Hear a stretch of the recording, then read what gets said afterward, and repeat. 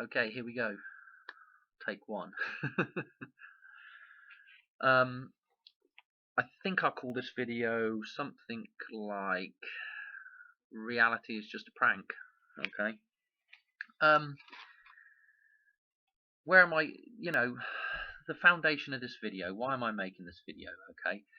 Well, a few days ago, a channel that I watch put out a prank video.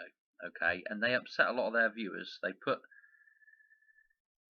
did this prank and left the prank going for more than a day, so people didn't know what was going on.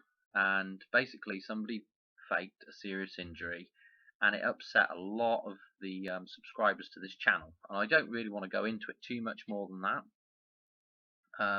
because I don't want to give it any more energy than it's already had from me. You know what I mean?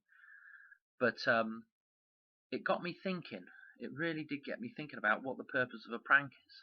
You know, and we're all I say we're all guilty of pranking people, but the simplest form of a prank might be just, hiding around the corner from somebody and jumping out and going boo.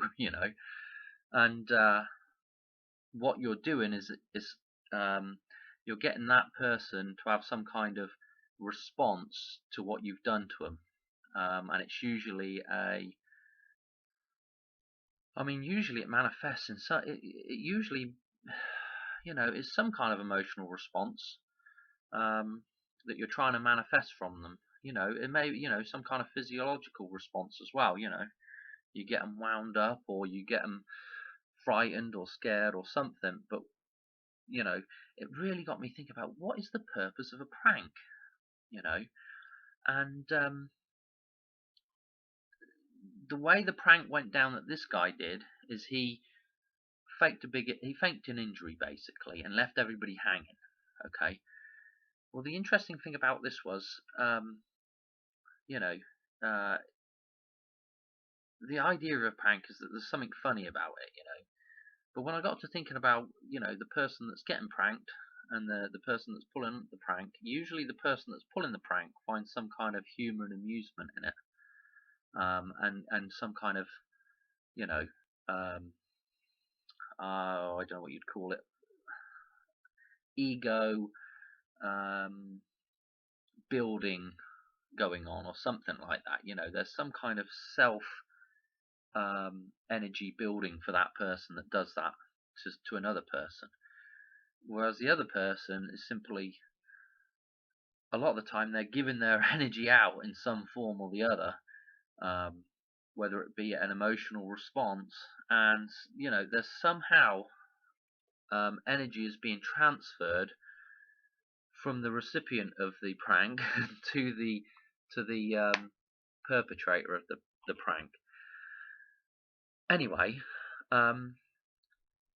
with that being said, um, a couple of other interesting things happened with that prank. Was when they finally did come clean, um, they ended up doing an apology video. And in the apology video, this is what I found really fascinating. The guy that had done the prank was just a regular builder channel, and he had help from an actor buddy from California, somebody that was into filmmaking. And the actor buddy guy did most of the talking in the apology video. And the key thing that I took away from there was, he made the point that he felt that he'd put enough breadcrumbs in the, let's say, the act of in the actual prank itself. He thought he'd put enough breadcrumbs in there and made it obvious enough that it was a prank, for people to realize it was a prank and not get taken in by the prank. That resonated with me, with another guy that I watch, and I watch this guy, not, on a very regular basis as well. Quantum of Conscience. Okay. He's going to be way out there for a lot of people to sit and watch. But he's, I don't know what to say. He's right up my alley at the minute. You know what I mean? It's he says a lot of stuff that I find truth in.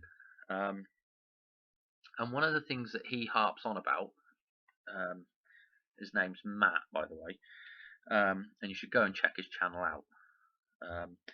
But one of the things he harps on about all the time is these breadcrumbs. He talks a lot about faked events. Okay, the biggest one that comes to mind is, and when I say faked events, I'm talking. I'm not talking about a complete faked event, but I'm talking about an event that didn't happen the way you think it happened. Okay, I'm talking about stuff like, I dare to say it in here, 9/11. And I'm not going to mention any other events, because 9/11 is the go-to event for all this sort of stuff. But he talks about the breadcrumbs. In fact, he often refers to them as the piston breadcrumbs that are left by the perpetrators of these events. And when you first get into looking at these sort of conspiratorial type events, the first sort of reaction you have is, oh, they've made a mistake there. Look at this here. This is obviously they've made a mistake. We've got them. Look at, and you go on and on and on like this, and Matt points this out all the time, basically. But what's interesting about it is, what Matt also says is that, look, those things are put there deliberately. And it's also my belief they are definitely put there deliberately, because this situation falls completely into a prank.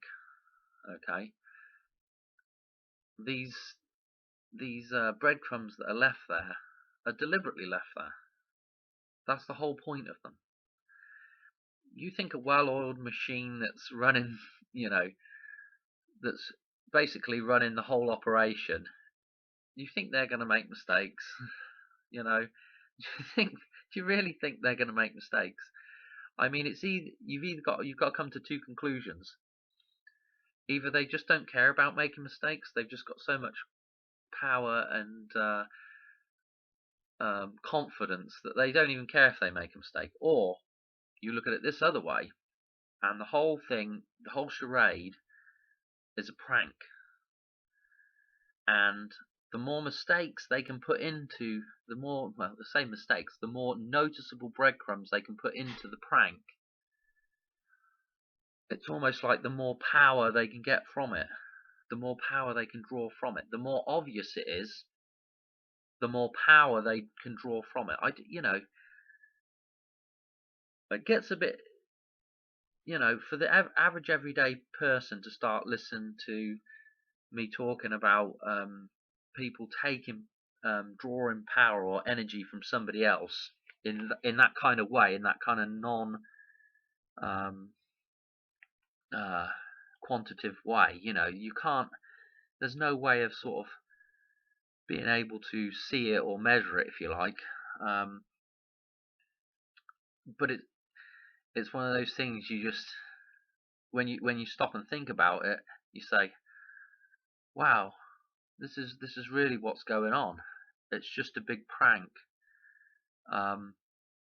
Maybe they get some kind of amusement from it, but I believe really what they're getting from it is they're getting a power. They're getting some kind of energy from it. Okay, that's the video in a nutshell right there. Don't know really what more to say about it, but these kind of, once you start looking at this sort of stuff, these breadcrumbs are so obvious. It gets to a point where it's so obvious that you say to yourself, anybody really, you almost say subconsciously to yourself, I don't want to accept what's being told to me because there's so many obvious mistakes. How could I possibly fall for this sort of stuff? I don't know. Maybe subconsciously, um, the you don't want to embarrass yourself on that level. I don't know. You know. I mean, I've talked to my family about 9/11 on numerous occasions, and you say, Tower 7, come on, you know, what is going on? You know, it's probably the biggest breadcrumb that they've ever left. I don't know in an event, in a so-called event. It's such an obvious breadcrumb, yet, and it's such a big breadcrumb, but I don't know. You know, there was never any intention of a plane hitting that. You know, some people might say, well, they were going to fly another plane into it, or blah de blah blah. You know, everything they've done is their full intention. Okay, in these events, it's their full intention, and you know, when you don't notice these things, I mean, even to notice them, but then to not actually realize what they mean, there's still some kind of power transfer going on there. You know, the fact that they label everything with with a conspiracy title,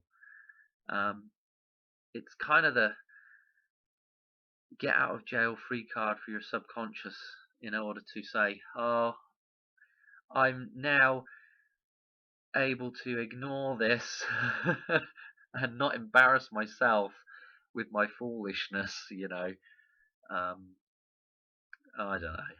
You know, all I know is there's a bunch of psychopaths out there, and reality is basically a prank. What more can I say? Hope you enjoyed the video. Maybe I'll talk about this in another one at some other point.